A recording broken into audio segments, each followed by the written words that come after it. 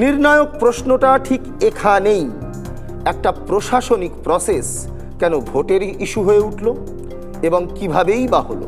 দেখুন, ঠিকমতো ভোট করতে হলে একটা স্বচ্ছ ভোটার তালিকা দরকার। তাই নির্বাচন কমিশন নিয়মিত ভোটার তালিকার সংশোধন করে থাকে। আর যদি তারা মনে করে তাহলে নিবিড় সংশোধনও করতে পারে। ভারতের সংবিধানই সেই ক্ষমতা দিয়েছে কমিশনকে। কিন্তু এতে তো সমস্যার কিছু ছিল না।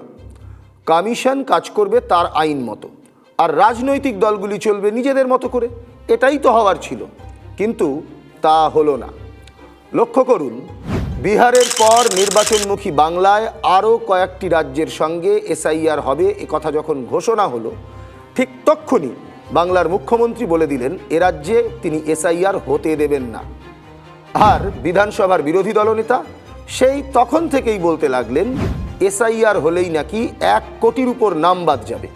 অর্থাৎ রাজ্যের প্রধান দুই রাজনৈতিক মুখ যখন কোনো একটি বিষয় নিয়ে এতটা জোরের সঙ্গে কথা বলতেই থাকেন, তখন তো সেটা ইস্যু না হয়ে যায় না।